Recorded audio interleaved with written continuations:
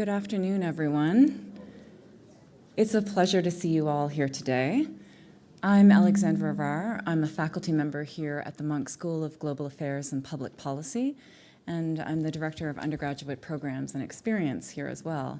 And so today it falls to me the very lucky duty of, on behalf of our founding director, Janice Stein, welcoming you all to this conversation about US elections and the future of American democracy. So to all of those of you who have joined us here in the room, as well as to our audience online, we're delighted that you've joined us. Since we're going to be spending some time this afternoon thinking about democratic futures, I thought that we would begin with a moment thinking about proximate democratic pasts and presents. So as I'm sure you know, we're gathered here on the Great Lakes watershed, close to the area governed by the Haudenosaunee Confederacy, which is, of course, an alliance of Mohawk, Oneida, Onondaga, Cayuga, and Seneca people, an alliance which actually constitutes one of the world's very oldest participatory democracies, one which long predates, for instance, the American Republic. In addition to a much more recently adopted elective process, the Confederacy, with its council structure and its constitution, remains today the operative form of representative government for the Six Nations. So from one form of democratic system to another, as you know, last week, 75 million Americans voted for Donald Trump. And we have every reason to believe that most of those voters did so fully aware of Trump's authoritarian rhetoric, desires, and of course, actions. This means that just over 50% of American voters used a democratic system to elect an openly anti-democratic candidate. And the dissonance of that process creating this result raises questions we'll be talking about this afternoon. Questions, of course, about demographics, who voted for whom and why not, as well as the mechanics, how the party engines won and lost this election, but also the electoral system itself, its capacity to make change, and its vulnerability to misuse. So we are here today to talk about this result, that dissonance, and to consider, of course, as we so often do here at the Munk School, what this outcome actually tells us. Not just our fears or our speculative fictions about what this tells us, but how can historical and political analysis teach us? What can we learn? And how can we think about this result? In that task, we are lucky enough to be joined by two distinguished scholars who are going to have a conversation about these results and what they mean. Our guest today is John Sides, professor and William R. Kenan Jr. Chair in the Department of Political Science at Vanderbilt. He studies political behavior in America and comparative politics, and he is an author of Identity Crisis, the 2016 presidential campaign and the battle for the meaning of America, The Gamble, Choice and Chance in the 2012 election, and Campaigns and Election, Rules, Reality, Strategy, Choice. He's also published articles in scholarly journals, including the American Political Science Review, American Journal of Political Science, British Journal of Political Science, and Journal of Politics. His current book project focuses on fiscal politics in the United States. John also helped found and serves as publisher of The Monkey Cage, a site you may be familiar with about political science and politics at the Washington Post.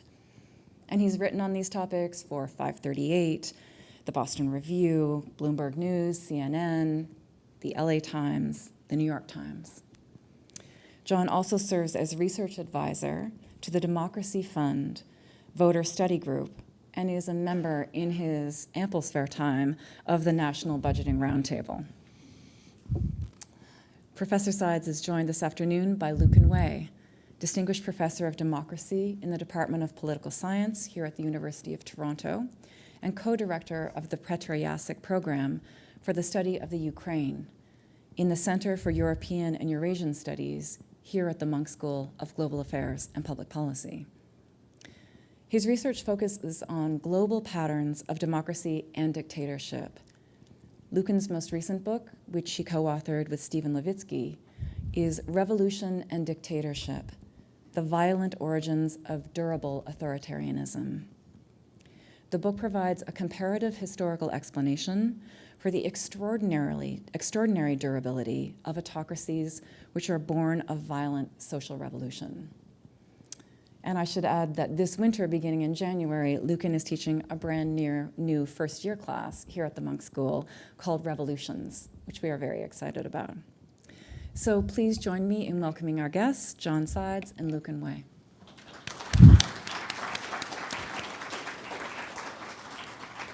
Thanks, Alexandra.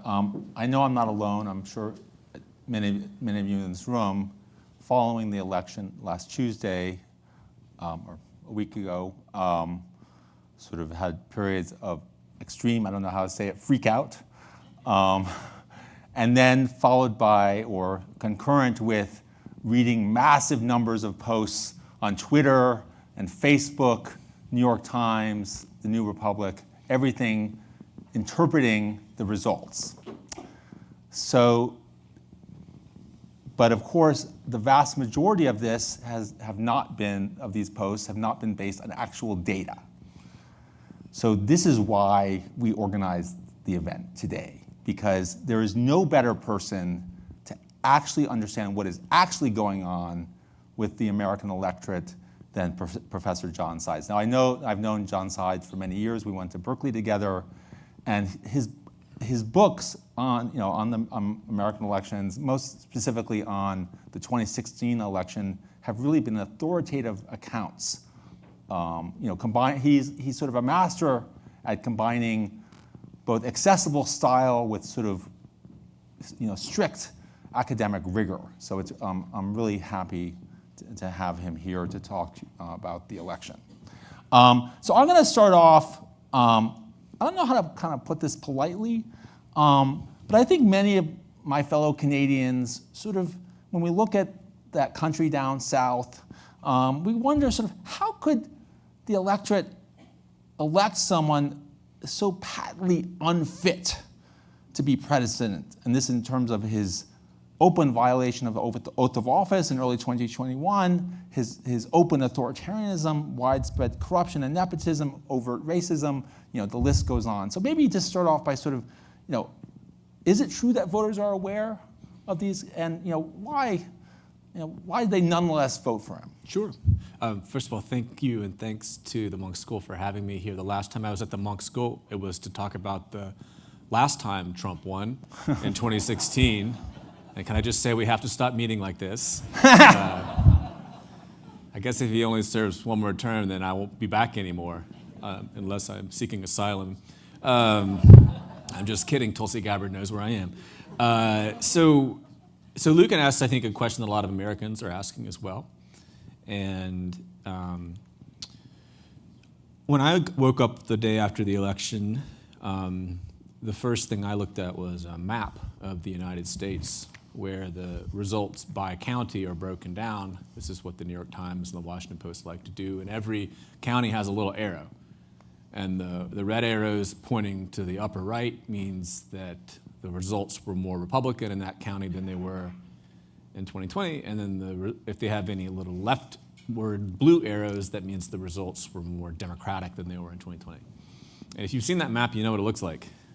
Red arrows, from sea to shining sea. And so when that kind of election happens, it's a broad story. Like, it's not a story about specific places. It's not an election about specific groups of voters, demographics, right? It's got a national story. And so I think in that kind of situation, you have to start thinking big, and that takes us to the most fundamental factors that are, I think, up behind incumbent popularity and unpopularity in political systems all over the country right now. How is the economy doing? And you experienced it here in Canada. We experienced it in the United States. They experienced it in Europe. After COVID, a series of factors create a spike in inflation, and the approval of every incumbent drops. Biden's approval drops, Justin Trudeau's approval drops. I checked on the long car ride in from the Toronto airport, you all know it well, right? And as a result, voters are not happy. They say that the economy is getting worse. Their views of the economy at one point in the United States were more pessimistic than they were during the Great Recession of 2008, 2009. And they don't really recover, in part because inflation tends to have a sort of a sticky effect on people's thinking.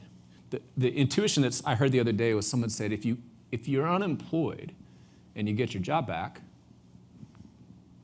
you're, problem solved, right? If the inflation rate goes up and then goes back down, prices don't go back to where they were. They're just not increasing quite as rapidly. And I actually double-checked this with government statistics on the price of bread and ground beef. I made a hamburger, hypothetically. Bananas, gasoline prices have a little bit more volatility, but we're still higher in the fall of 2024 than they were when Biden took office. So I think as a consequence, the fundamental conditions in the country created headwinds for the Democratic Party. And the reason that they the Republicans win so convincingly in so many places is because those things were at work. Lucan asks, well, why not think about other things? Why not think about what Trump does or what he's promised to do and the like? Well, one of the things that happened after Trump left office was that he got more popular. He got more popular for two reasons. One, I think, is that obviously January 6th was the low point. But even leaving that aside, right, he gets more popular because Republicans become more favorable to him over time, the way that parties typically do to their party leaders, especially when they're running for re-election. And secondly, people have hazy memories of old presidents. Every president leaves office and then becomes more popular than when they left office. It happens to the least popular ones, like George W. Bush. It happens to ones that leave office with middling popularity, and it happened to some extent with Trump. Fundamentally, I think voters are a little bit nearsighted. I'm nearsighted. I can only see because I'm wearing contact lenses, right? And so they see the incumbent administration first, and maybe even just the last year or two of the incumbent administration. 2021 is kind of a little far away. But they see that more clearly than they see the administration that came before. And I think for that reason, you put that together with the fact that there are real consequences of inflation for people's real incomes and wages. This is not some imagined economic problem. It's a real economic problem. I think you put all that together, and that's the ingredients for this kind of broader Republican victory. And it's a reason why some of the things that Trump did during his presidency on January 6th and otherwise sort of receded to some extent in the background. Okay, so that makes some sense. I mean, obviously, inflation was real, and we can certainly have inflation here in Toronto, right, with high living wages. But nonetheless, I mean, overall, at least the statistics show, we have almost full employment in the United States. Yeah, great. Right, I mean, 2.4% inflation is bad, but I look back to the 1980s, it was 14%, right? And that was Reagan. And I don't remember, maybe I'm misremembering, it was a long time ago, but I don't remember the electorate being quite so angry as right now.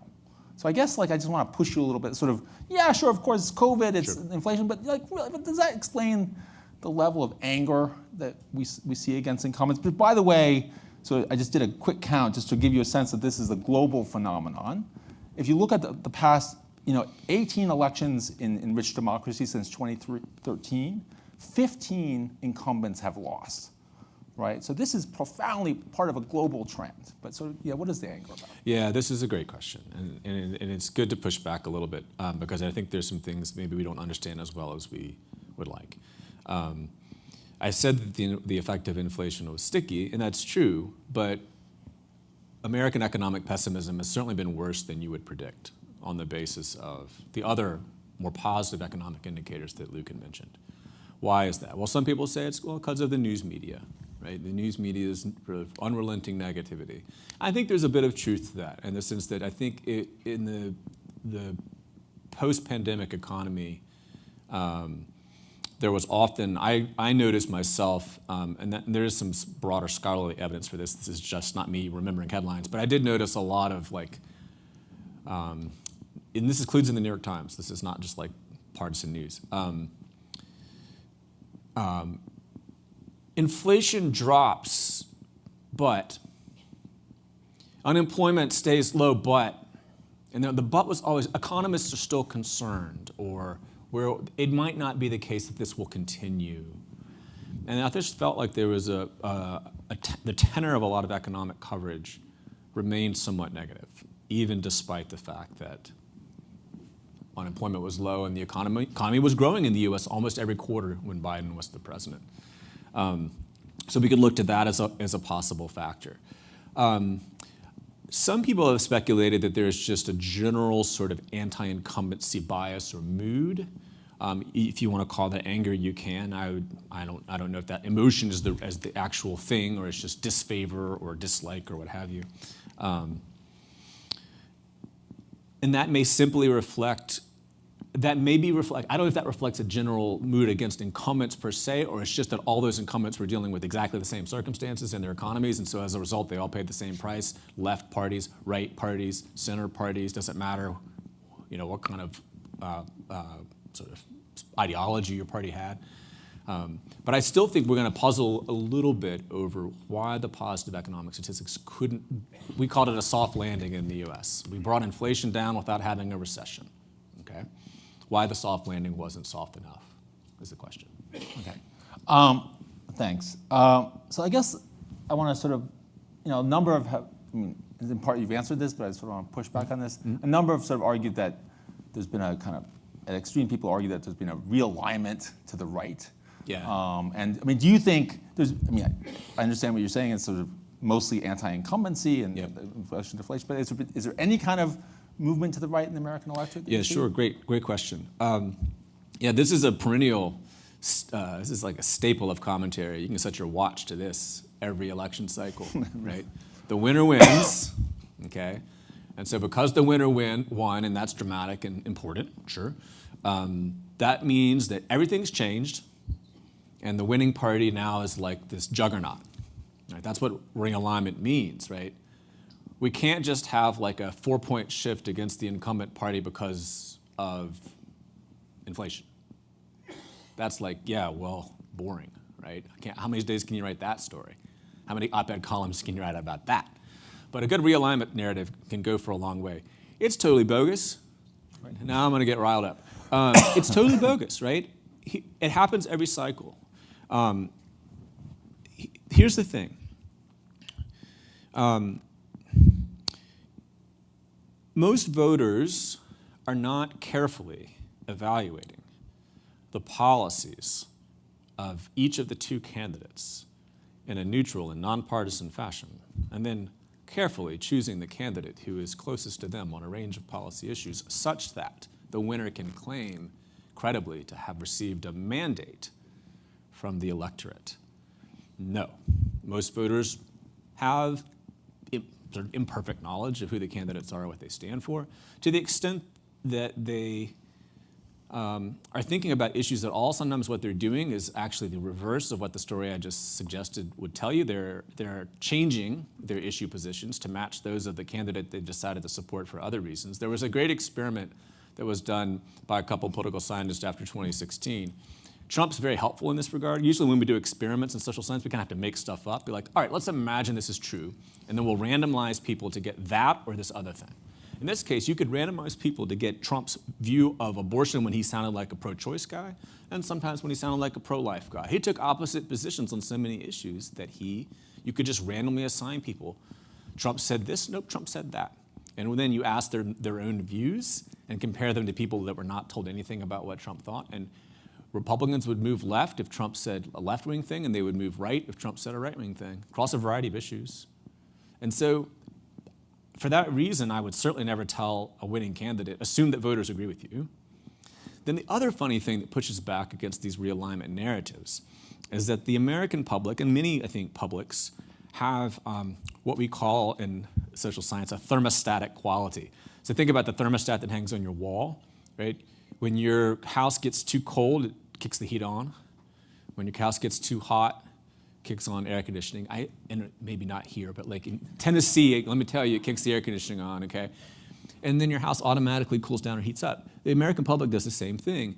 So when a Democrat takes power and does generally left-leaning liberal policies, the public tends to move to the right.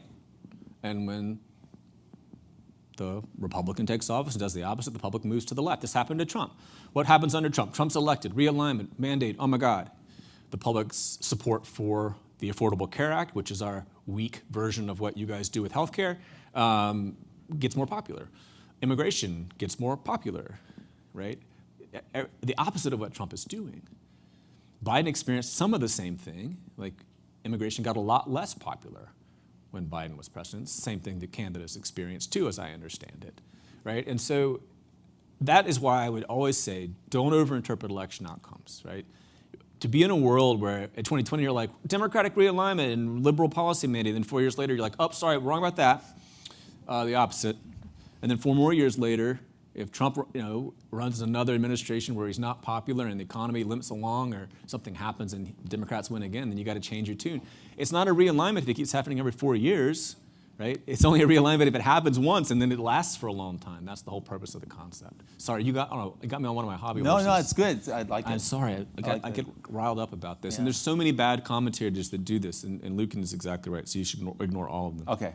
I like the clarity of the response. Thank you. Yeah. Okay. So, but I'm going to push back a little bit, because that's what I like to do. Okay. So, are you saying that, for example, let's take the Latino men. Okay, sure. That who are have shifted towards Trump, that we shouldn't worry about, that the Democrats shouldn't worry about that leakage. We shouldn't sort of respond to their apparent anger over immigration, over anger trans. Are you saying that Democrats should just do status quo? Because just wait, right?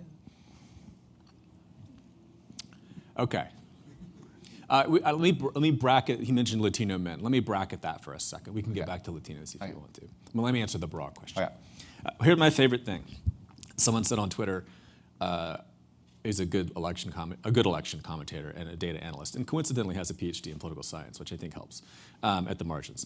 He said, if you have an idea about what the Democrats should do, I'll listen to you, as long as your prediction for what the Democrats should do after they lost in 2004 was choose a black guy, and your solution for after the Republicans lost in 2012 was Donald Trump, and your solution for when the Democrats lost in 2016 was 78-year-old white guy, okay?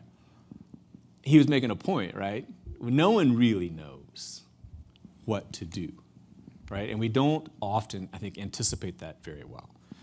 In fact, Trump was the opposite of what the Republican Party's post-mortem reports said they were supposed to do after they lost in 2012. They hired or impaneled a group of sort of prominent Republican strategists, including Ari Fleischer, who had been the press secretary for George W. Bush, and they said, write this report.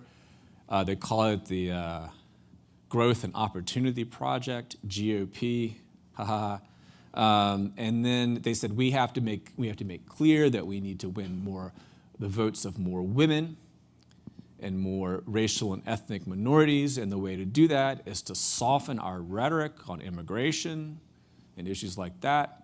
And Trump comes along and does not soften his rhetoric one bit. In fact, he makes it harsher. And then, to win over women, he, has the track record that Trump has. I'll even need to remind you. And they do better with racial and ethnic minorities, particularly with Latinos in 2016. And then they do even better in 2020, and better yet in 2024. So I don't think. I mean, if I'm being paid by the Democratic Party, which I'm not, I guess I would come up with something here. So I would say,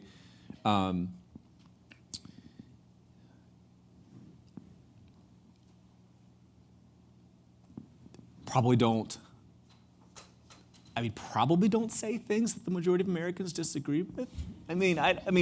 But at the end of the day, it's not clear that that's that's like a necessary condition for winning office again. If we have another round of inflation or a recession, Democrats will win again.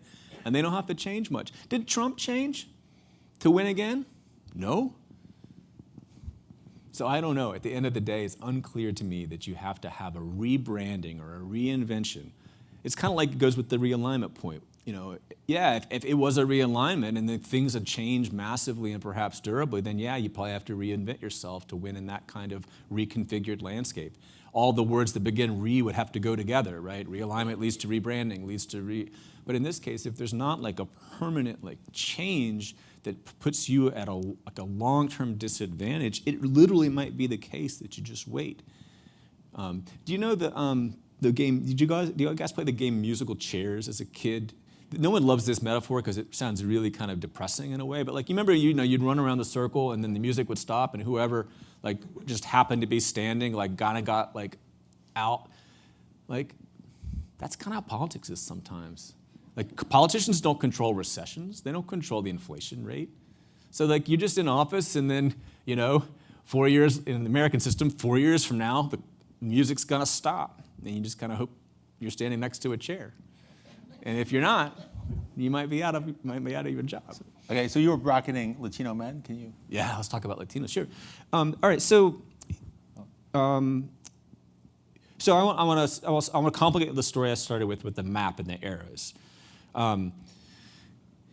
Those arrows do tell a broad-based story, but it's not the case that every single demographic in American politics moves toward the Republican Party by exactly the same amount in 2024, right? So it's not completely homogeneous across all of the different ways in which you could carve up demographic groups. And in particular, Trump seemed to do better with Latino people, and to some extent a little bit better with black people. And that's the story that people fixate on in American politics, right? Because it seems incongruous that this would be the case, given what Trump's stated positions are on a number of issues related to race, civil rights, and immigration. So what I think is, so here's what I don't think is important. I don't think it's important to single out the gender of Latino voters in particular, because Trump gained with both Latino men and Latino women, maybe a little bit more with Latino men, but our estimates of what percentage of Latino men voted for Donald Trump versus Donald Trump in 2020, I mean, it's surveys and polls, right? We got to be a little cautious, right? So I would just not say that men are that much different than women among the Latino population, at least. There's a little bit more going on with black men versus black women, and I can get back to that if we want to talk about that. So I wouldn't say it's just exclusively about gender. The other way that this gets formulated in American politics is we call these voters working class. These are working class voters. And what most commentators mean by that in American politics is that they don't have four-year college degrees, because that's just the way that people have chosen to define what working class means. I dislike that term, and I dislike it for two reasons. Three reasons. One, it's not clear to me that education is the best marker of class in every context or for every person. It's not clear when we use the word working class, oftentimes, as I assume it does in most places, it has a positive connotation because we like people who are working. And I don't like that sort of I don't like the implicit idea that there are some people who are more valuable or better than other people. There's some, you can build a coalition for winning in politics out of a lot of groups of people, and I don't like terms that sort of make it sound like those are the good people. Those are the people you should want. I don't like it. Makes me nervous. Clouds our judgment, right? The third thing is that when people talk about working class and they look at education in particular as a measure, you cannot assume that education is a marker only of class. People who have different levels of formal education, from less than a high school degree to a high school degree to some college of different kinds, all the way up to a four-year degree or beyond that, they're different in terms of their political identities, their political beliefs, their political values on a range of issues. You cannot say that education is only about class and not about identity or values. So I really dislike this, and I dislike it especially right now because it turns out, guess what? Trump gained with both non-college and college-educated people of color in the United States. Again, broad, not narrow. Okay, so that's me on my hobby horses for a minute. Now let me say something more constructive. what is happening among voters of color is something that has been happening elsewhere in the electorate for some time. Voters are finding the political party that makes sense to them, given their broader political identities and beliefs. One way that we call that in political science is we say that voters are sorting themselves, into one party to the other party. So for example, it is not shocking that people that call themselves liberal are increasingly also affiliating with the Democratic Party, and people who call themselves conservative are affiliating with the Republican Party. That's been going on for several decades in American politics. When people looked at the Latino voters who had voted for Trump and the black voters who had voted for Trump in 2020, in my book and in some other research, they were disproportionately people who called themselves conservatives. They took conservative positions on a range of issues. And here's the fun one. They were Latinos who took conservative positions on immigration, and they were black Americans who took more conservative positions on issues related to race.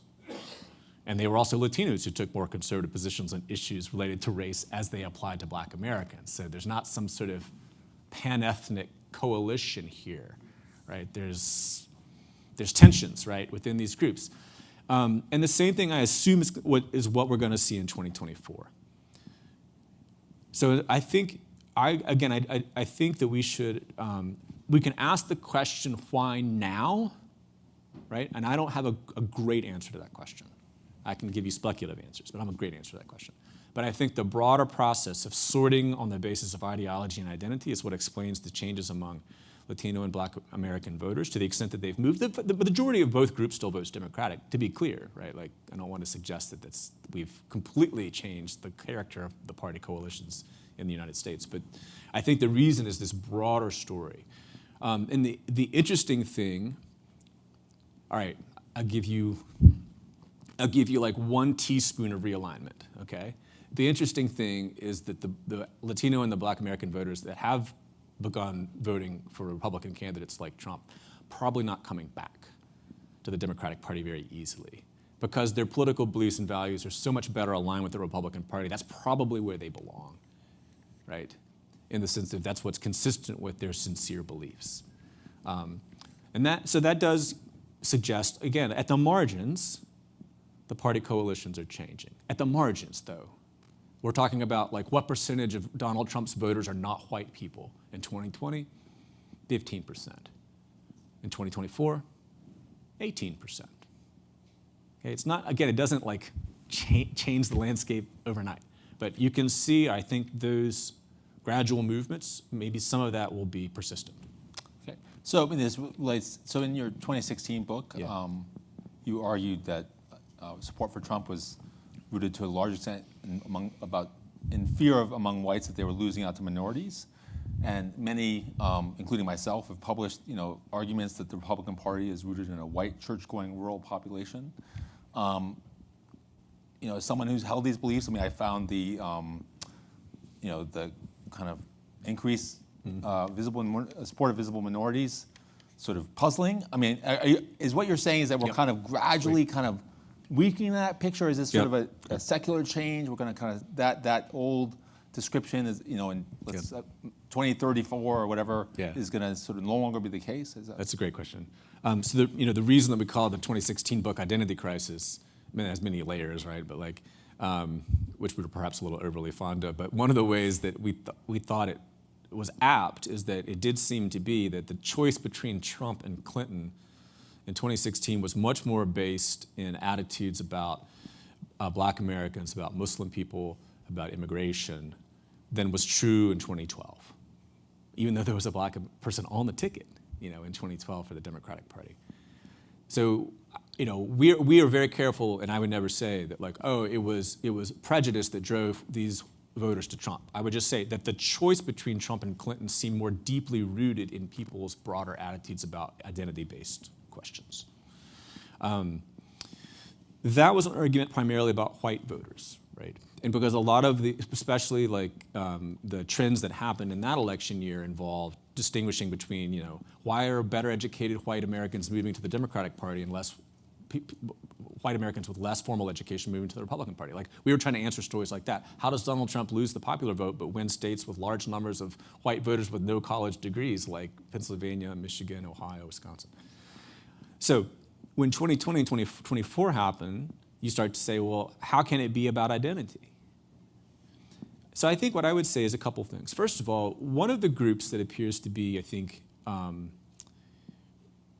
more likely to move to Trump are Latino, among Latinos at least, are Latinos who don't strongly identify with being Latino.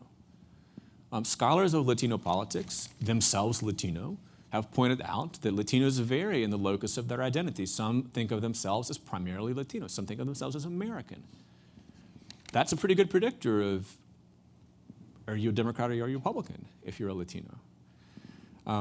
So part of, I think, why it makes sense that these folks would shift to Trump is they're not really wedded to the identity that Trump is, in theory, attacking when he says that Mexicans are coming across rapists are coming across the border from Mexico, like he said in 2015. Similarly, I think, we documented in a piece we wrote back in the spring, my co-author and I, that we had some data where we had measured, the survey had measured the same group of Latinos. So they re-interviewed them, and they were, right, you could see from 2019 to 2022, 2023, you could start to see like the shifting of Latino partisanship a little bit more towards the Republican Party even before we had the 2024 election. Well, among whom was that concentrated? It was concentrated among Latinos that said, we've gone too far in trying to achieve equal rights for black people in this country. Right. Right, so again, like, I think I was on a Zoom call the other day with some scholars talking about the election, and a scholar of black politics, herself a black woman, said, and I thought it was very, very prescient. She said, Art, we don't do ourselves any favors when we treat minority groups as either our saviors or our scapegoats. Right? We have to treat these people as people with their own beliefs, with agency to make choices. And so I think what we're seeing to some extent is some of that agency in action, and it's grounded in what people believe. And I'm not saying, again, like I don't want to sit here and say, oh, everyone who's voted for Trump or for Harris has made the right decision. I don't know what that is. Those of you who are Marxists might be thinking, oh, false consciousness, right? Like, is this really the right choice that these people are making? I don't know. I'm not here to judge. That's not my role as a scholar, but I'm here to explain it, and that's how I think I would start to explain it. But I agree with this. It is on its face quite a puzzle. Yeah. Okay, so let's talk about the working class. Yeah. Okay. So we've seen among the other sort of more, we've seen, I think, Carville and Bernie Sanders arguing that, that the Democratic Party has abandoned the working class. Right. And that we need to woo them with the sort of more anti-globalization policies and the like. At the same time, those of us who kind of, look at American politics, we think, well, God, didn't the Democratic Party lose the white working class in 1968? This is hardly a new phenomenon, right? And so, so basically, sort of, where do you fall? So first of all, I guess two questions. Yeah. We'll start with the first one. So when did the Democratic Party really lose the working classes? When would you state that? Yeah, I don't know that there's an easy date like the birth of Christ. Before and after. I think of it more as a more gradual process. In American politics, it's also a little bit complicated because part of that story is like distinctively about the American South, which is where I grew up, and that is about, losing working class white voters in the South is obviously a different story about racial politics predominantly than what may have happened, in other places or in other time periods. But I agree, Lucan's right. Like, even if it's not 1968 on a dime, right? There is a longer-term story here. It has accelerated in the sense that I think it's the divergence between the so-called working class, again defined as those without a four-year college degree, and those with a four-year college degree or more. That divergence has, I think, created more attention to this group. But I think I agree with you that there is a longer term story at work here. That's the first question you said. Okay. What's the second question? So I guess the question is, next question, which is, are they lost to us? Can we, we being the Democratic Party, woo them back with sort of a more kind of anti-globalization message? Take on, support terrorists? I don't know. Is that going to make any difference, or is it? You kind of. So is it identity? Our 2016 book argued that we thought that the choice between Trump and Clinton, and the fact that there were some voters who had shifted from Obama to Trump between 2012 and 2016 was much more grounded in an identity. And we looked at the economic anxiety piece. We had a battery of questions that was like, how afraid of you of losing your job, or not being able to make a house payment or a car payment or a loan payment, right? So if you said yes to all these things, you had real economic anxiety, like you were living a fairly precarious existence, right? And we just didn't find that people's answers to those questions really predicted very much about how they voted in 2012 or 2016. What did predict how they voted was this, not how fearful are you about losing your job, but how fearful are you that white people are losing out on jobs that have to go to minorities because of affirmative action, let's say. So for that reason, I don't tend to locate any changing politics around the working class, mostly in class per se. The Biden administration's been a good experiment here. I was just reading a piece and kind of writing a cranky rebuttal on the plane this afternoon, and the piece was a long tweet by the economist Darren Acemoglu.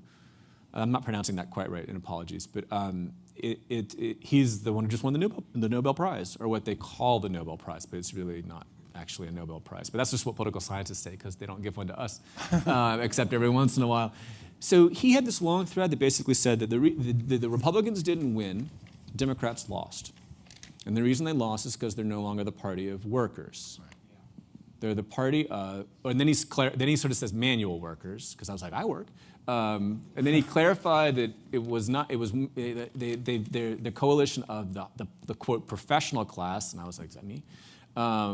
And some of Silicon Valley and minorities, which I don't think was a good word to use in that context when you're juxtaposing these people with workers. I was like, okay. So he was kind of making that argument. And then he said, but Biden did change the anti-worker policies. So he identified the anti-worker policies were like too much immigration, too much globalization. So here comes Biden, and he says Biden did X, Y, and Z. And then you might stop and say, but wait, the Democrats still lost anyway. That's not what he does. He says, well, and yeah, they didn't win because Democratic elites hadn't fully internalized it. And I've talked to a lot of my colleagues, and they think that if you put, this is what he says, a Democratic elite in a strange city where they knew no one, they would rather talk to a person with a professional degree from a country like Mexico or India than they would talk to an actual American with a high school degree. And I was just like, they would? Who are we talking about here? What data do we have? You're an economist. This is just a story you're telling me. I see you, and I say, you said that Democrats lost the working class because they pursued these policies. Okay, Biden pursued the opposite policies. They still lost. Maybe it's not the policies. Right. So here's the other thing I would say about the concern about the white working class, but I would generalize it to the concern about anything. Like, there was a story back when the Republicans were losing elections. Well, how are they going to win back college-educated women in the suburbs of Atlanta? Right. That was the realignment that people were telling back that point, right? Just, 2 long years ago. It's very tempting to say, okay, here's how all these different demographic groups voted in this election cycle. And then say, okay, what do we know from demographic projections about how much these groups are going to grow or shrink as a proportion of the country or the electorate? All right, if we know how they voted, in this election and we know how they're going to grow or shrink, we should be able to predict future elections, right? It should be pretty straightforward. And the paper that I'm referring to, which was by 3 economists, said, actually, no, you'd be better off flipping a coin. That forecasting method is no better than just 50-50. So part of my rebuttal a little bit to the focus on the white working class or to the focus on Latino men or to the focus on any subgroup is to say we have not had a good track record of assuming the demographic voting patterns are static enough and demographic trends are predictable enough to forecast elections. And then all you would have to do is to go back to 2012 and say, don't worry, we're going to elect a real estate magnate and former reality TV show who calls Mexicans rapists because he's going to win the vote of Mexicans. You wait. We can't see it coming on the basis of thinking about it demographically. So for this reason, when people say the Democrats are toast unless they win back the white working class, I say, a lot of ways to skin the cat in terms of building a winning coalition in politics. I would not elevate that group or any group as the one group that has to be won. And of course, if we have a recession in 2026, Democrats are going to win in 2028 because they're going to win more votes among lots of groups the way that Trump did in 2024. And we won't have to talk about the white working class specifically or anybody specifically. So, going back to Twitter, there's been also, a number of, worries about the campaign and, did Kamala Harris, she should have been on Joe Rogan or she shouldn't have been so woke. I don't know where actually she was actually woke, but people worry that the Democratic Party is too woke. She should have spent less time with Liz Cheney. Right. And so I guess, since I already kind of, from what your answer is, know what you're going to say in the big. I mean, is there anything to that? Like, is there? Okay, great. Yeah. Yeah. So, this is a parlor game, right? The loser won. Sorry, the loser lost. Okay. The loser lost. That was the last. Good point. That's funny. That's an electoral college joke. He said the loser won. So when the loser loses, they must have done something wrong. And when the winner wins, everything they did was apparently magic. And that's just the circular reasoning, right? How do you know that what the winner did was magic? Because they won. So with Harris and with the Democrats in this cycle, it's really tempting, I think, to locate the blame in her campaign. And Lucan's anticipating my answer, obviously. I'm going to push back a little bit, right? I'm going to say, first of all, back to, of course, thinking about it in terms of anti-incumbency or concern about inflation and economic pessimism, right? Like, it's not easy, right, to swim against that tide, and there's not a lot of magic strategies you just use to deal with that. First, also, by the way, depending on exactly what you think, how we should measure the sort of fundamental condition of the economy, or whether we should look at Biden's approval rating as a measure of sort of what the headwinds really were for Harris, she either did about as well as expected or slightly outperformed those things. Like when I looked at Joe Biden's approval rating and did a little forecast back in March, I was like, hey, if it's still at 38%, she should lose the popular vote by 3 points. She's going to lose the popular vote by 1 point. You go and look at the swings between 2020 and 2024 in all the different states, okay? They are much smaller in the battleground states where she was doing all her campaigning than they are in the other states. Now, that's all circumstantial evidence, but it should make us be a little cautious before we castigate her or her campaign. It's just hard, and when you lose an election by the amount that the Democratic Party lost it by at the presidential level, there's not a lot of stuff that they left on the table. If only she had had more money. Oh, if only she had had more ads. Oh, if only, I saw that one ad and I didn't like what they said in that one ad. And if they'd only changed the last 10 seconds of that one ad to say the phrase that I wanted her to say, if she'd only gone on the Joe Rogan podcast. I think she probably should have. I think it's a good strategy. But good in the sense of not because you're going to win X number of votes, but just like good to like, put yourself in front of different kinds of audiences. But at the end of the day, I don't think these things are game changers. And I really respect that, the desire to try to figure it out. I mean, this is the challenging thing. This is why political scientists don't get hired by campaigns. For me to say, wait 4 years and hope the economy gets better is not really, or in this case gets worse if you're the Democrats, is not really a prescription for doing anything. For me to say, Harris beat the fundamentals, she ran a pretty good campaign on 3 months' notice, thank you very much. Don't worry about it. Doesn't really help them do their jobs, right? Because they have to get out of bed in the morning, and they can't get out of bed in the morning and be like, well, another day at work, waiting to see if there's going to be a recession. It doesn't work that way. So I respect where the conversation is coming from, but I don't think what we call Monday morning quarterbacking in America, because we have Sunday football. Monday morning quarterbacking is really getting us to an answer here, and I don't think there's an obvious answer here. And especially small tactical moves of different kinds. I would consider going on a podcast to be one of those moves, or running this ad as opposed to that ad. I don't think those things are what gets you 3 percentage points in Pennsylvania. That's actually a lot of votes to be won on the basis of just changing your messaging a little bit. Sure. So how much of the electoral result was a product of Harris's supporters not showing up versus Trump's supporters showing up more just because of the, because of the anti-incumbency. Here is a profound answer. Some combination of the two. So it's super hard to know this right now. Non-falsifiable. I like that. It is an answerable question, but not with data we have yet. Okay. What we do know is that turnout in places that had voted more heavily for the Democrats in 2020 fell to a greater extent than turnout did in other kinds of places.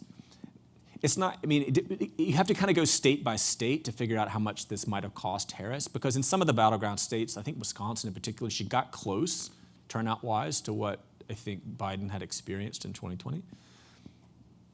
So I think that can be part of the story. But this is a big challenge, right?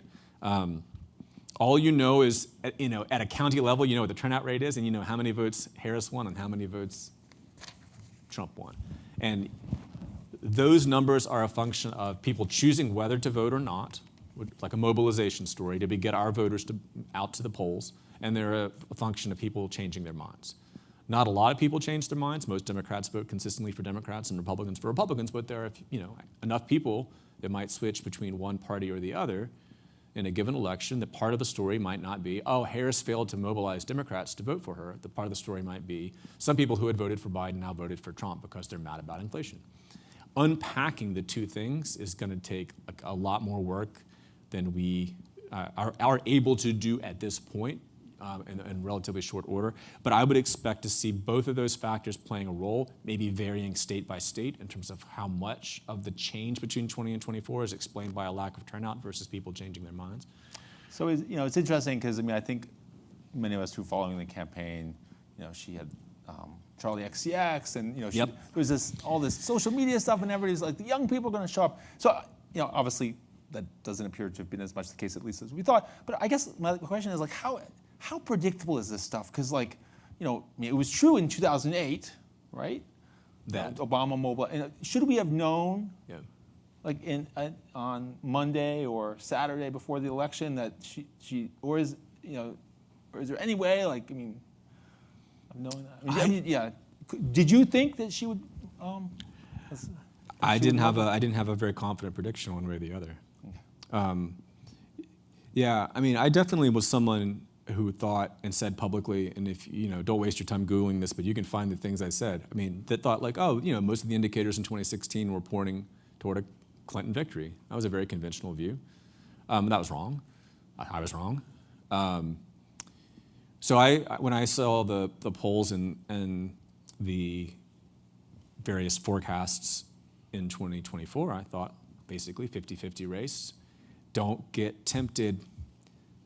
There's a joke in it. I don't know if you guys follow the discourse in American politics closely enough. This is, if you don't, good. But there's a word that has for some reason become like used a lot, and it's vibes. What are the vibes? And like, when you see, like, say he mentioned Charlie XCX, there's a pop star, and Taylor Swift, who endorsed Harris as she endorsed Biden. And you see these rallies, and I would see these pictures on Twitter, like, look at this as a Harris rally, and it's like a full auditorium, like a convention center or as a stadium or whatever it is. And then here's the Trump rally, and they've had hang the curtains on the upper deck. And people are, ooh, there's a lot of energy for Harris. You can see because there's a picture on Twitter. You get sucked in to vibes. Right. And I tried to like discipline myself that on the Monday before the election, you're not going to be able to learn something. Nate Silver, who gets all kinds of grief, and I know him, personally a little bit, and so I sort of respect him because he's out there in public doing things I won't do. But he wrote a piece for the New York Times because says my gut, I think it was my gut says Trump or something, but I don't trust my gut. And that's exactly right. You don't trust your gut. And so I think you have to kind of wall yourself off a little bit from the kinds of like hoopla that surrounds the campaign. Not because it's always wrong, just because it's unreliable, as a way of thinking about like what's going to happen on election day. So is there, among the sort of, the kind of what ifs, the one I find the most convincing is imagine a scenario in which Biden drops out in January. There's an open primary. Some kind of governor, Josh Shapiro, Whitmer, runs, who's able to sort of run on a kind of anti-Biden or anti-incumbent. So do you? I don't know if maybe this is pure speculation, but how would you have see that as kind of plausible counter scenario? These hypotheticals are always so tough. Yeah, really unfair, but it's like, all right, I'll do a cautionary take first. Okay. Let me see if I can think of like a more like optimistic for the Democrats take. A cautionary take. So it's hard to be a popular politician in American politics and seemingly many other countries these days. Harris started off the campaign with more people saying they had an unfavorable view of her than a favorable view of her. And what she was able to do was fight and claw her way to having an equal number of people say favorable and unfavorable. Congratulations, right? And Trump is down there like -8 or -9. So the cautionary answer is how many Democrats are going to beat that? How many Democrats are so popular or can convince Americans of their good qualities that they're going to be much more popular than that? We're a nation of roughly an equal number of Democrats and Republicans. How easy is it to be popular? It's easy to be popular if you're not in politics. You can be popular because you don't, I'm from Tennessee, and everyone loves Dolly Parton, the singer. And if you don't know who that is, what's wrong? Come on. It's Dolly Parton. She's a saint. So there's just very few people that can function like that in politics. And every time someone's sort of popular in politics and they said, I'm going to run for office, and it's like, nope, watch your popularity go down. So it's a cautionary tale. It's really hard to beat her. But I don't want to say it's impossible. In the part because I think there's enough uncertainty in the way that primary elections play out in terms of who wins, what they demonstrate, and then how they campaign once they're the nominee, that I wouldn't want to say that it's categorically impossible for a Democrat to win 3 percentage points more or 1 percentage point more of the popular vote and enough percentage points in a few battleground states to make the difference. Like, I don't think we can say that. But on the other hand, I would just also like, do you remember, I would just, back to, I end on a cautionary thing. Every time a politician that didn't get considered, the vibes are always so good because that person's so good. But you got to remember what a campaign is going to do and what the media's job is to do. Media's job is to tell you Gretchen Whitmer didn't do something she should have done. Or, turns out, did you know this thing happened when she was 23? or Josh Shapiro? How many days are we going to get? Pro-Palestinian people in the Democratic Party are mad at Josh Shapiro for his support of Israel. How many days are we going to see that story if you nominate Josh Shapiro? So there's going to be good news and bad news. There's no campaign that's going to be run that's just going to be one long, smooth ride of good news. And so I think anybody that would have been the Democratic nominee as opposed to Harris was going to face just that inevitable fact. That might have still netted them out just enough votes to be the winner. I don't want to say it's impossible. But it's hard to know. Yeah, and I would just be, I don't think it's, I mean, I certainly don't think it's a healthy conversation for the losing party, to have recriminations based on hypotheticals. I think it would be more constructive to look forward. Right. Okay. The last question, is where time is running nigh. It's about polling. So this Polling, everyone's favorite. Yeah. A couple questions. Yeah. I'm just going to package them up, and you can choose to not answer one of them. So first, how is polling done these days without listed telephone numbers? It's a really Great. basic question. Sure. Second, this is the third election with Trump in which the polls, at least sort of if you take the average or the median, Yep. have predicted Trump support. How can that be? That 3 times in a row. I mean, didn't we sort of correct for that in 2020? But yeah. Yeah. All right, so how is polling done? How is the sausage made? So a couple different ways. Very few people call a list of landline and cell phone numbers anymore. Response rates there, meaning what is the chance of once you call a number that someone answers that number? And by the way, these are numbers that are pre-screened to have a higher number of listings that correspond to to residential and cell phones, right? So it's not like the businesses and the fax numbers. Most of those the first 3 digits of a 7-digit phone number that tells you a little bit what kind of people have this phone number, and so those are already eliminated. Okay, so take that list of phone numbers, call 1,000 people. On average, how many people are going to pick it up and talk to you? Out of 1,000?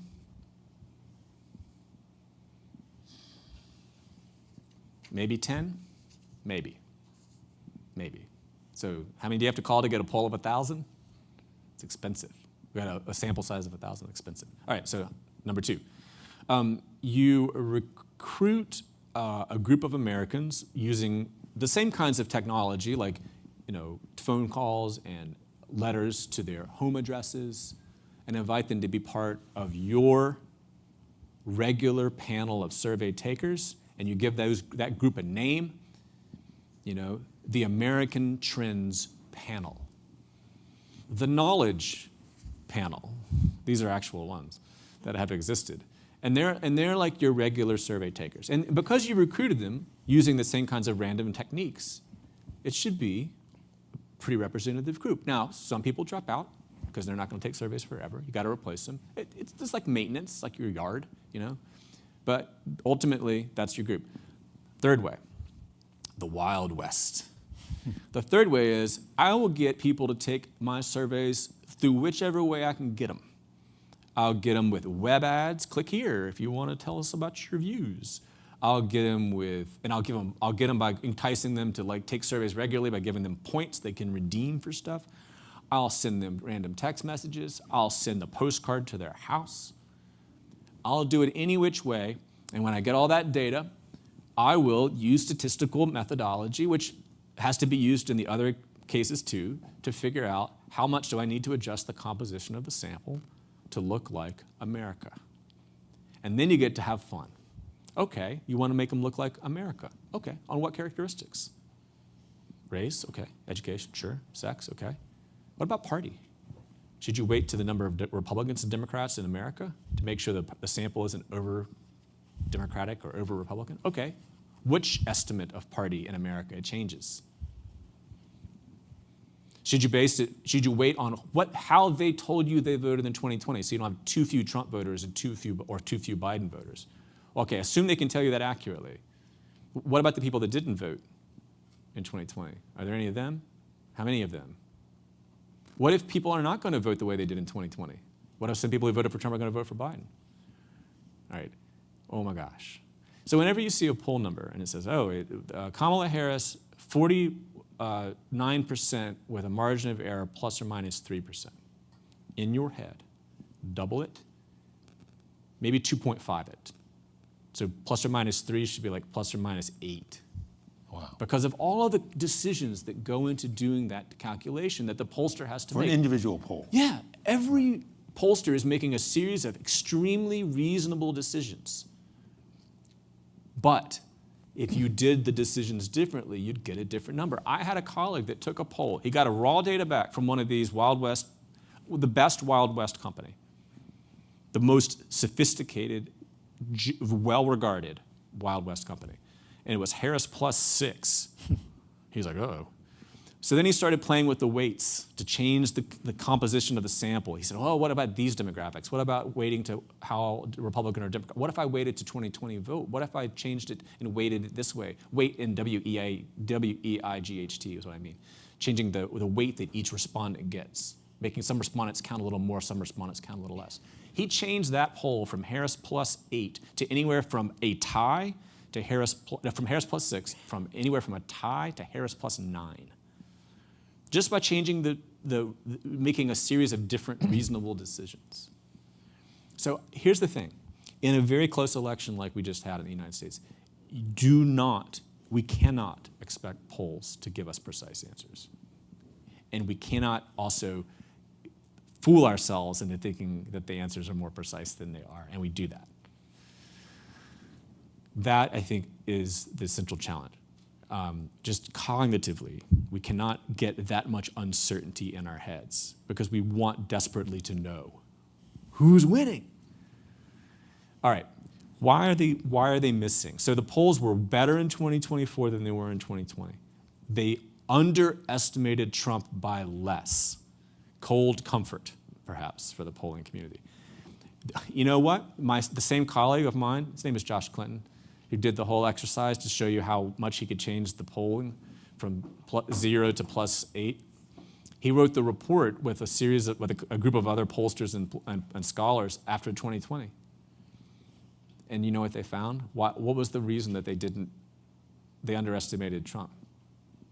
They didn't have the right voters in the sample. Which voters? It's hard to tell. You're like, what?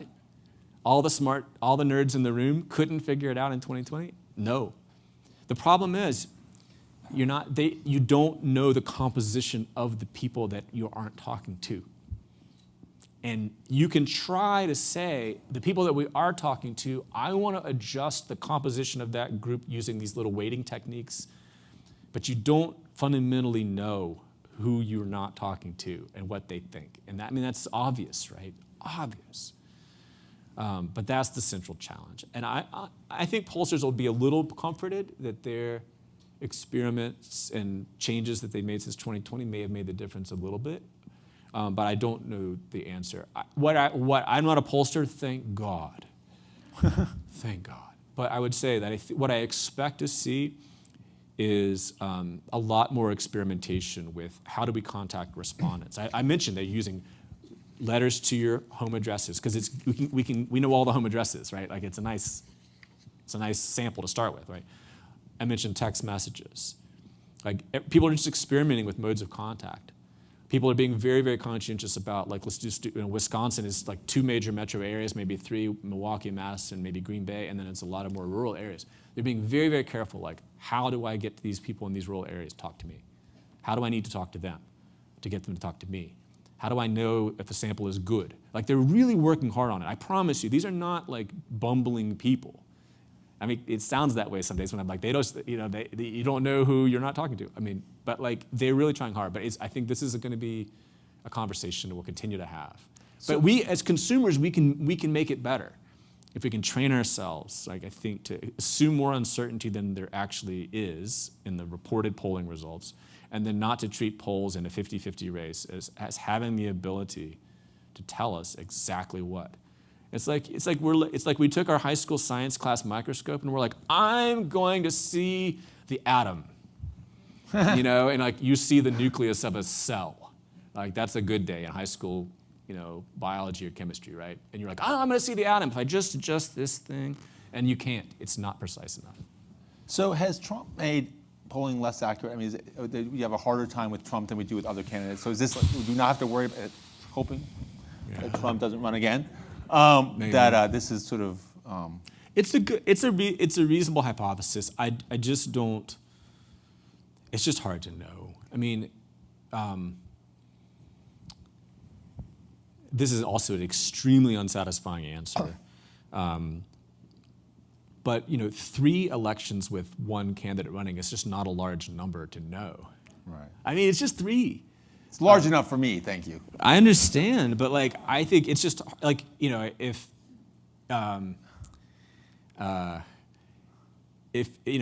you woke up and said, every day I put my left foot on the floor first when I get out of bed, I have a better day. And I say, how many days have you done that? 3 days. I'm like, that's not enough data.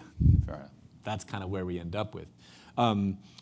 We will see, I mean, we will see what happens in the next couple cycles. It could be that the broader problem is this, that as the party coalitions have evolved, you know, in that sort of slow way, that the types of people that are more in the Republican coalition have characteristics that are associated with not less interest in taking polls, not because they're like politically opposed to polls or like, here's those liberals calling me. It's just more like they're just not trusting generally of different things, and so they're like, no thank you. Who is that? No thank you. Okay. Oh, who's texting me? I'm not going to respond. You know, that would be the worst case scenario, because then it would be kind of chronic and not a Trump thing, and then you'd really have to come up with innovation to try to reach folks. Sure. So I lied. This is not the last question. So I get, this one question from the audience, which I think sounds like it's my sister. Surely Harris being a woman Great hurt question. her.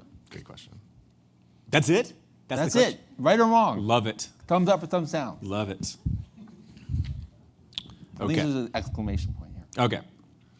Great question. A question we've thought about before in American politics after 2016. Yeah. So I think I want to think about the broader question here. Obviously, is how does gender matter? And I think there's sort of 3 ways we can think about that, and at least in campaigns. Maybe there's more, but I'll do 3. So one way in which we think that gender might matter is it changes the way that people talk about the candidate, and the way the news covers the candidate or what have you, right? And so I think that is often very much true. Harris hears gendered attacks, and obviously racialized attacks as well, in a way that Joe Biden would not. Okay, so people are going to say things about her. Hillary Clinton talked about this, in her book after the 2016 election. She talked about just how she felt about in terms of her own appearance and how she had to spend time on her appearance, and the feeling that people would judge her more harshly. And there's some other work that shows that people have somewhat gendered standards and stereotypes that apply to politicians. So that is true.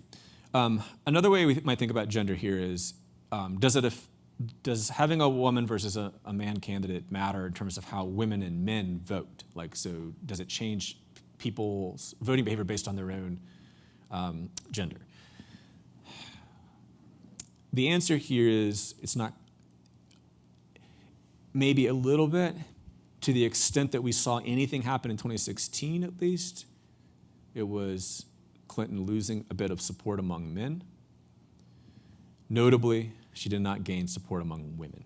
And the same thing is true in 2024. So one way in which we might imagine gender matters is gender, when we have a woman candidate running for office, women rally to her.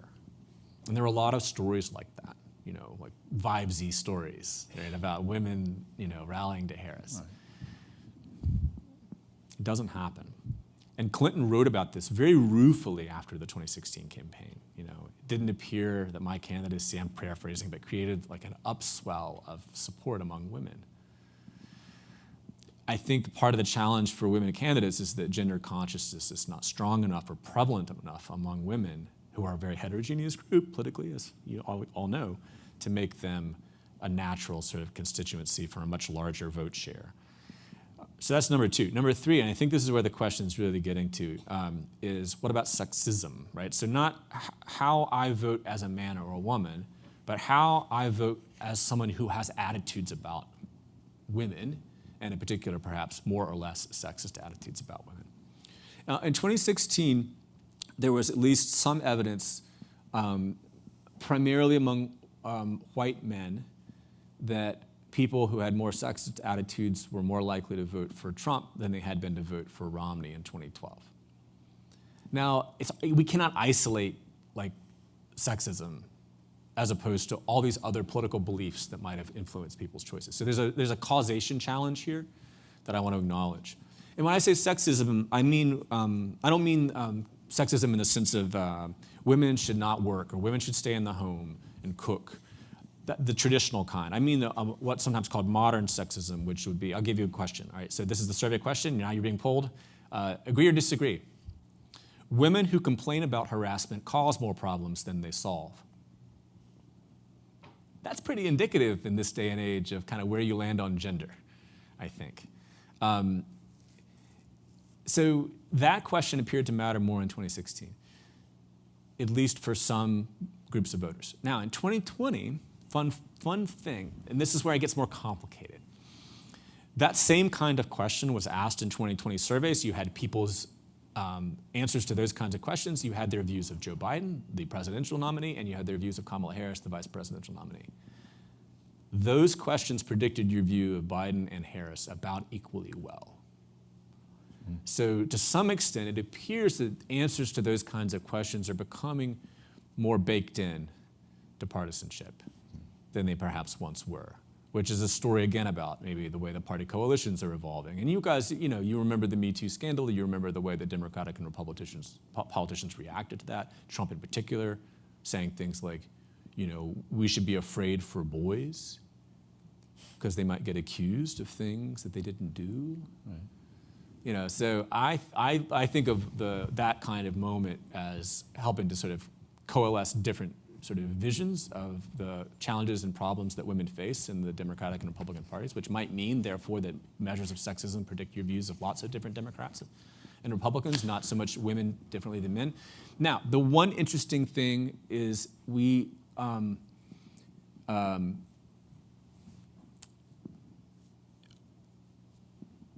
I asked my students in my graduate class in political behavior and public opinion at Vanderbilt on the week after the election. We were discussing, no, it was the day of the election. Poor kids, they had to go to class the day of the election and spend 2.5 hours talking about political science. I asked them, we're doing a whole week on group identity and prejudice and stuff like that, and I said, there are these stories that black men in particular are not supporting Harris compared to black women. And I asked the room, why do you think that? And there are 2 black women in the room, and they both raised their hand, and they both said sexism. And I was like, okay. And I was like, that's it, that's great hypothesis. These are budding social scientists. I'm like, great hypothesis. And then someone sent me some data a couple of days ago and found that indeed there seemed to be something going on with sexism among black men, more so in 2024 than in the last election. Now, again, I treat that as preliminary, maybe circumstantial evidence, but in the spirit of the question, I want to put all that on the table, right? Again, this is not to I'm not giving you published findings in political science. I'm giving you people looking at data with 7 days after the election, right? Sure. But that to me suggests there's something that might be at work here. That it's not just baked into partisanship entirely, right? Right. So thank you. That's a great question. Thank you for that. Okay. Happy to do some more. Yeah, well, just a couple more. Okay. The first is, talk to me about how much the campaign didn't matter. Mm-hmm. Are you saying that the attempted assassination? Oh. I hate that. that's Yeah, pretty it's good. powerful stuff. Yep. I don't know if you have any data or.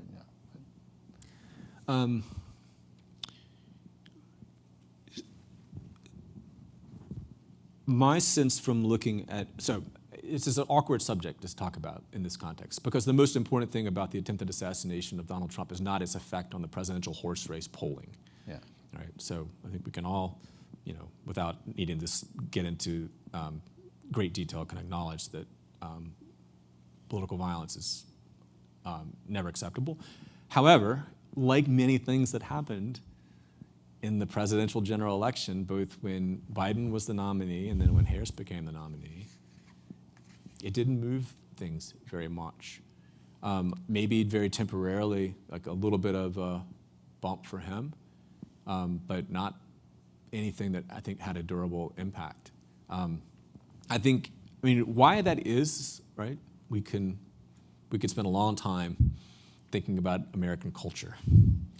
I would just say a couple things. One is that one of the things I'm always thinking about this is especially true for Trump, is that it's very difficult for a single storyline to keep like the attention of the news and therefore Americans. Like we ping pong from story to story to story because Trump does and says many things that elicit controversy. So to some extent, and then Biden, if my memory of the chronology is correct, right? Like Biden's going to drop out, or Biden's having trouble. We're having the debate about Biden, right? So there's so many mixing storylines that, I think if you went back and looked, you would say, how many days? Take a few major American newspapers. This is a little barometer. How many days was this on the front page? How many days was this story? Someone shot Trump on the front page. I'm guessing several days. And then it migrates off. Now, if he had been more deeply wounded, it would have been, I think, different. But still, I think partially because it migrates off. And then he never really leaned into it. He did at the convention a little bit in a way that a lot of political analysts found awkward and not as compelling. And then he never really, he would give a rally and he would talk for 2 hours. And maybe he'd mention it, but he didn't say a million thousands of other things, right? So it didn't become, I think, a central storyline for a variety of reasons. And maybe you could chalk that up just to the fact that Americans are numb to gun violence, because that's the country we live in. Maybe, but that's a deeper cultural thing. But I do feel like just at a more superficial level, it just didn't stay in the news long enough to kind of become the dominant storyline of the campaign. Is this also a function of polarization and sort of people just sort of aren't, kind of trench warfare politics? Maybe, yes. Yeah, no one would have, it's a great, golly, no one wants this to have to, no one wants to have to test this, right? But can violence or tragedy that affects a partisan politician truly create sympathy for that person among people that don't already like that person? I don't want to have to answer that question, right. But that's a good question, right? So if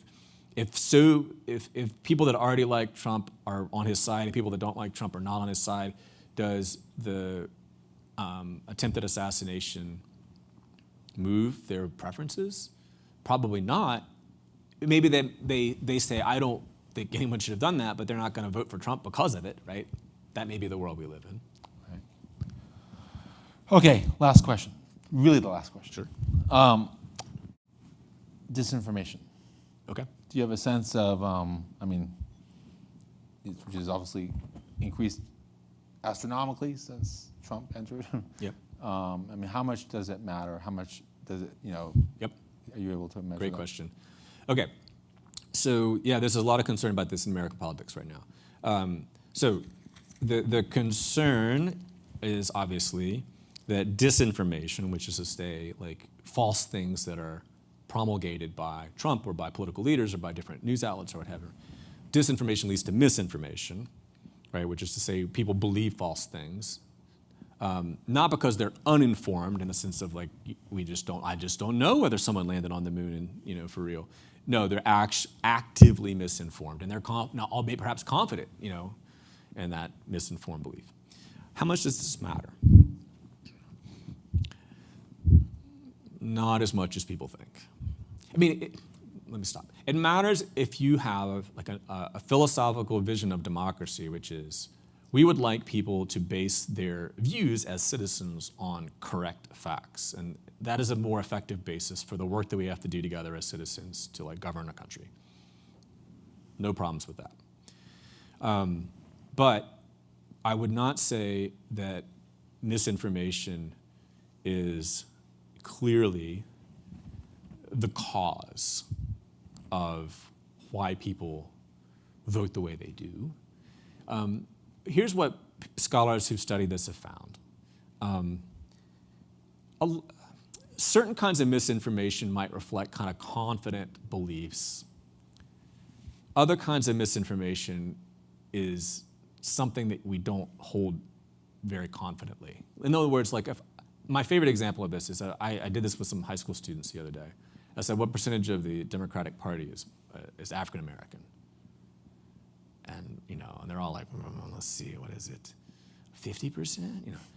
I'm like, and then I give them the answer. It's like 25%, and they're overestimate by like 17 percentage points or something. And this is true in like surveys of the American public as well. Well, we're misinformed about the parties. We have these stereotype visions of the parties. It's true for how people see the Republican Party. But then you ask, like, if I asked you your answer to that question, what percentage of the Democratic Party is black, and you came up with an answer, and I called you 3 months later, and I said, hey, what percentage of the Democratic Party is black? Are you going to give me the same answer? No. You're often going to give me a different answer. Why? Because you don't actually know. You don't have an answer. You're just like, and then you say it, and then like 3 months later, you forget that you told me the first time, and so you're like, and you give me a different number. There's a lot of like kind of lightly held beliefs like that. Every time we see misinformation in people's attitudes, we just assume that these are crazy people who believe false things. But these are also people just answering surveys. You've interrupted their day, and they're like, and you ask them questions they haven't thought about recently, and they're like, that? And you're like, oh no, they believe that. Sometimes we take surveys more seriously than survey takers do, and that's kind of a problem. So that's one thing. Here's the other thing. Even beliefs that might be held more confidently. Like, I don't think people, you call up and you say, do vaccines cause autism? And they say yes. I don't think they're like, I don't really know, but this guy called me on the phone, so I'll just say yes. I think a lot of those people think it, right? They're anti-vaxxers. They are Robert F. Kennedy Jr. or whatever. Can you correct people's misinformation? The answer is actually yes.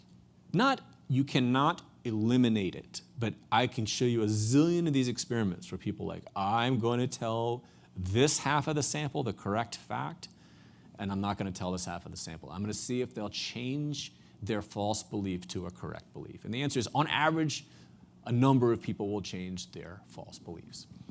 That's great. Here's the problem. They don't change their broader political attitudes, their views of issues, their intention to vote for Trump or Harris or Trump or Biden or whatever it is. So for example, like in the Ukraine war, Russia put out a lot of propaganda. People believe some of it. Scholars did a study. Correct the Russian propaganda. People go, oh, okay, that is not correct. And then they say, what's your view of how we should prosecute the Ukraine war? And they're like, same as it ever was. Here's something that Trump said. Actually, that's not correct. People go, oh, okay, sorry about that. Who are you going to vote for? Trump. So this happens all over the place. So I just feel like what this suggests to us is that, again, if your view is the first view, like we should all believe correct facts so we can more effectively govern a democratic political system, I will completely agree with that. However, if the view is if we just get everyone to think the correct things, their beliefs and fundamental political orientation will change in the direction I want it to, right? Because it's always about changing the minds of the people that disagree with us, right? That's just not the fact. That's just not the case. A lot of people's misinformed beliefs may actually be downstream of their political beliefs and values, not causes of their political beliefs and values. So at the end of the day, what do I think? I think we should shame politicians who lie. I would like them to lie less. No question. But I don't imagine that if we just told Americans that Donald Trump lies, he would lose elections. I don't think that's the correct theory of public opinion. Discomforting, but But surely, so though the implications of what you're saying, correct me if I'm wrong, is that, many of us feel or have argued that the collapse of mainstream media, fact-based media, and its replacement by sort of social media or very highly polarized media, Fox and the like, has profoundly harmed the democratic system precisely because you have different. But are you saying that? Are the implications from what you said that doesn't matter? That it kind of whether or not people have their previously held beliefs and no matter what information they receive, they're going to vote the same way. I don't know. It feels like it's going a little far. It's a hard one. It's a hard one. Like, it seems obvious that we are surrounded by more misinformation because of what you said, like the changes in the news, creation of different alternative sources of information on social media. Do we know this? I'm not sure. Are Americans today less well-informed than they were 20 years ago, 30 years ago, 50 years ago? I don't, some head nods around the question, and I 100% think that's what people think. I don't know. I just don't know. Okay, because there were lies and misinformation in earlier eras too, even when we had 3 television networks with respected anchors, I think for me, I think a little bit less about the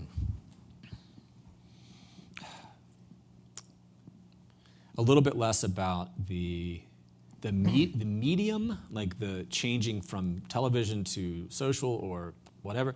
I think more about